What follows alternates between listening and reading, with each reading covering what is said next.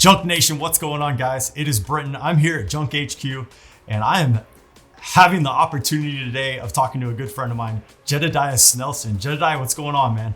Hey, Brenton, how are you doing? I'm doing good, man. We got a lot going on here at Junk HQ, and one of the things we want to do this month is tell a little bit more about your story and who you are. So I would love to hear your elevator pitch as far as who you are, what you do, and kind of how you got involved with Junk. Yeah, so as far as who I am an adaptive athlete. I do adaptive CrossFit full time, and I'm also a ambassador for adaptive CrossFit. My main thing is trying to share the benefits of adaptive CrossFit to get more involved, just for quality of life. And then I think a large component of doing that is through the competition, as far as bringing eyes to the sport and awareness. And so that's kind of where those two interlink and come together. Awesome. And of course, you are an adaptive athlete. Can you tell a little bit more about that story as far as potentially what happened with your accident and give us some insight there? Yeah, so I guess just like a little overall background.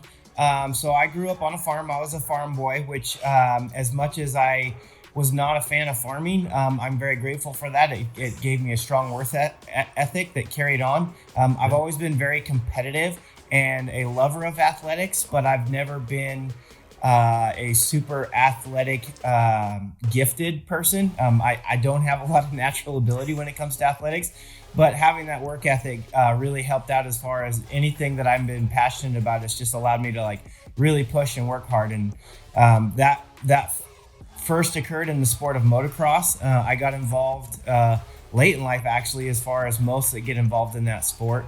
But I raced for 17 years, and being so passionate about it and working so hard, I was able to elevate to a level of a professional athlete in that sport as like a minor league athlete, and which, is just mostly passion driven.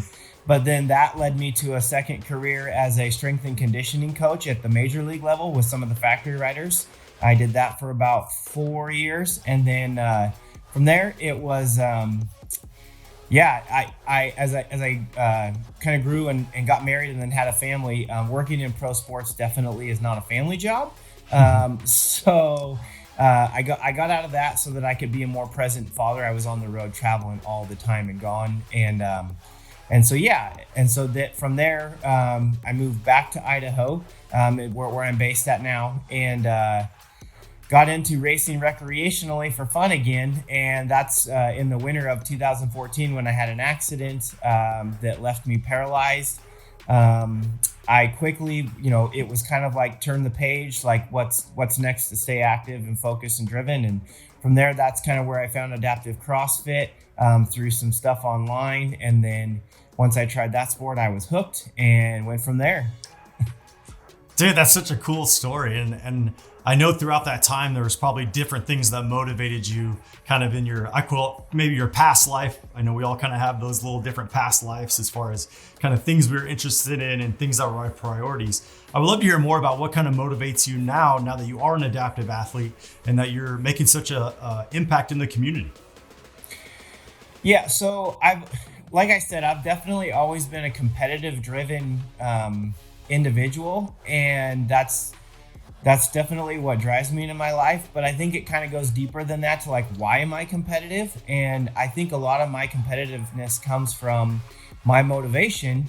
And I've learned in life that, you have to be real with yourself. And my motivation has always been acceptance, praise, and recognition from others. Has just been something that, I'm not motivated by money, things. I've just always been motivated by, how others view me, not really how others view me, but acceptance and recognition in that, whatever I'm doing is to a certain level. And so understanding that, it's kind of changed over the years, and that it's not so much about trying to please others, but how I can please myself and give myself that pride and recognition, that esteem is kind of what motivates me. And so that drives me to be the best version of myself that I can be. And that's kind of how that rounds about. Dude, I love it. I think that's so cool. And one of the things we've partnered with you on here at Junk is your define weakness line. And so I would love to hear a little bit more about that. And starting with, how do you define weakness? What does that mean to you, and why was that kind of brought to the table as far as a collaboration? Yeah, absolutely. So yes, I'm a big proponent. My main brand is attack weakness for myself, and that brand is basically is identifying your weaknesses and trying to better them. And so definitely, if you're going to attack a weakness, you kind of got to know what it is, right, and how you define that weakness. So with that, I would define weaknesses as those things that we want to avoid in life. That seems very general, right? But anything that we're generally not good at, or that we kind of shy away from, is because it's a weakness in our life. And that can be from all different spectrums. It doesn't necessarily have to be physical, but that's kind of the obvious picture, right?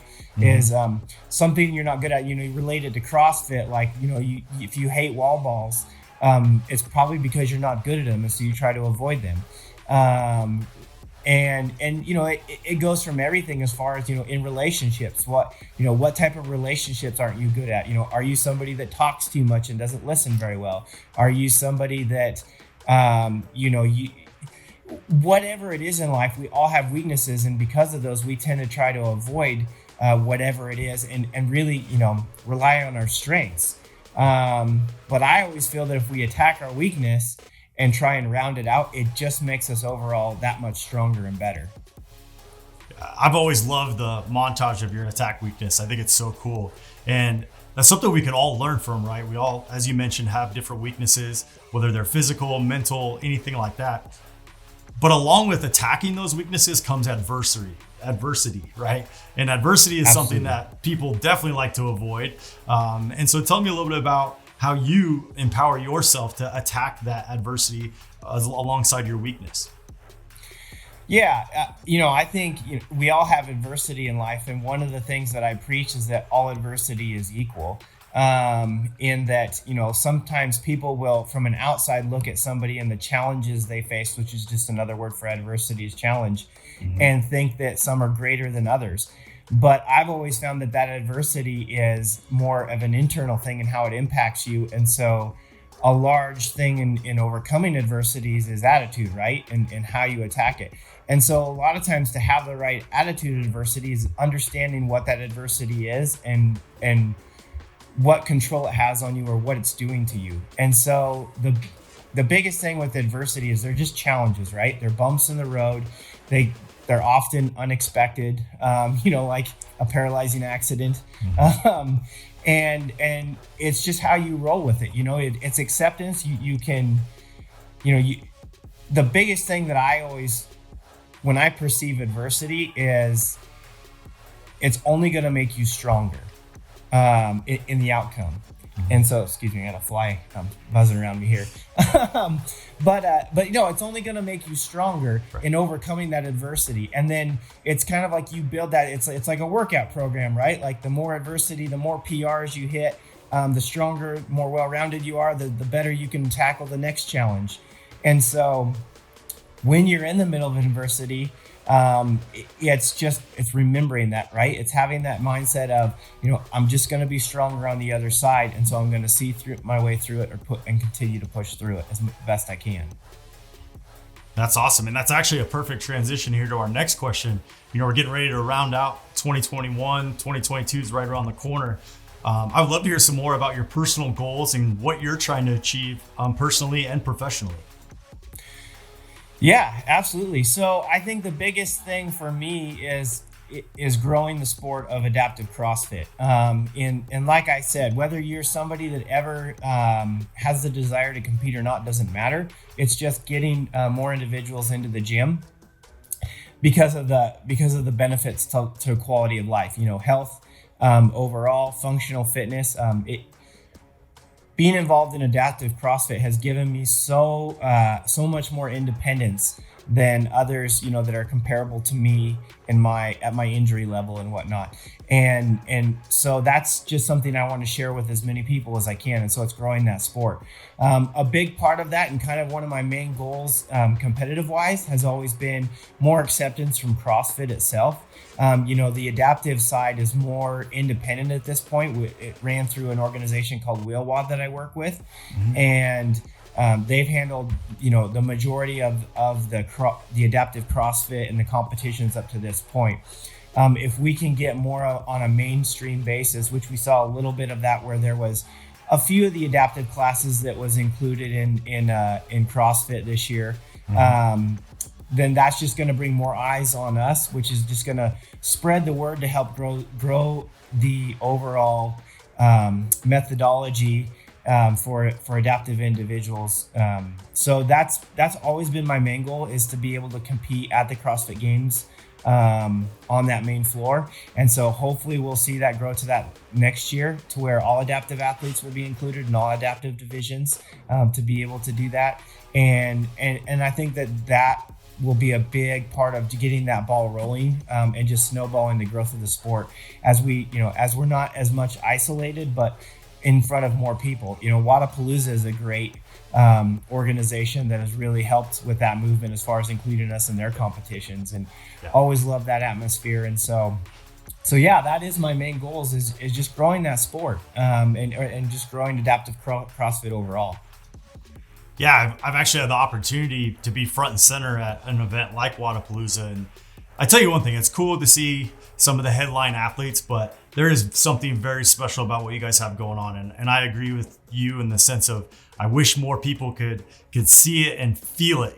There's really something special behind that. And I think you guys are doing some tremendous things as far as motivating others and really showing the abilities that you guys have as athletes. And as you mentioned, that's really going to be motivating for a lot of other people that are in your position and dealing with the struggles that you're dealing with. So I love hearing that. And so here in conclusion, we're getting ready to tell more about your story throughout this month. What are you hoping comes out of, our different pushes that we're going to do as far as not only your line, but some of the things you're involved with and things like that? What's your overall goal there?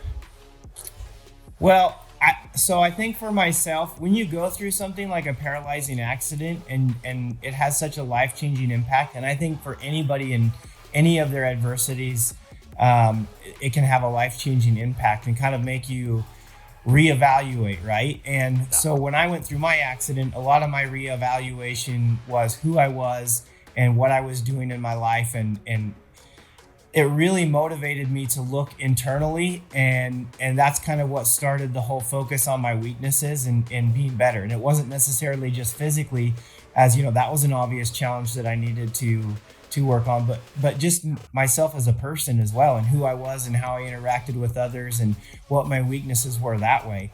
And it's just helped me become, that focus and really working on those weaknesses.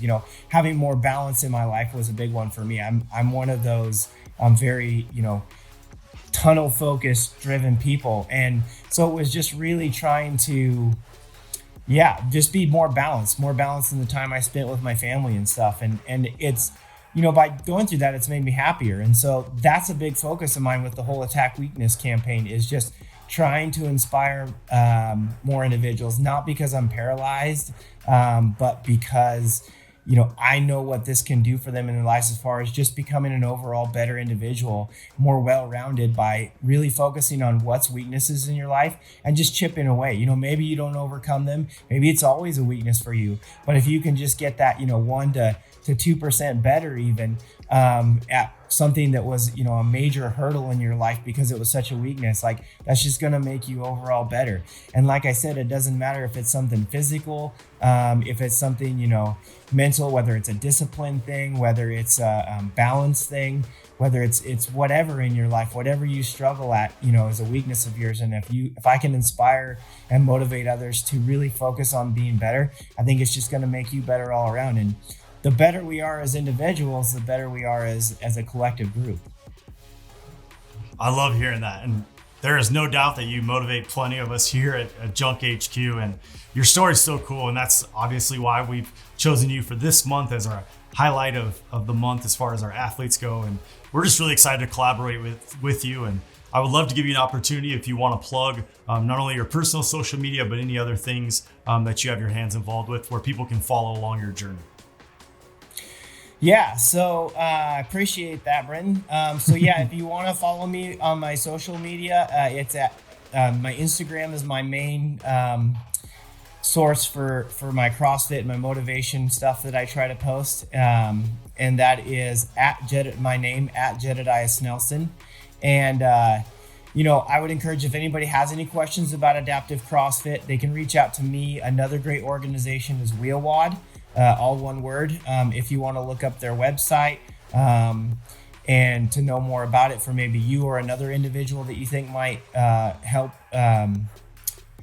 that adaptive CrossFit might help them in their life, or it might be something they're interested in. That's a great organization to reach out to. And then the last I would be is for any of you that are interested or CrossFit enthusiasts, because I know Drunk has a large connection with the CrossFit community. We have our WheelWOD Games, which is our World Championships for the adaptive coming up November 12th through the 14th. And so if you look on all WheelWOD platforms, they will be broadcasting that if you kind of want to take a look at it and see what it is we're doing.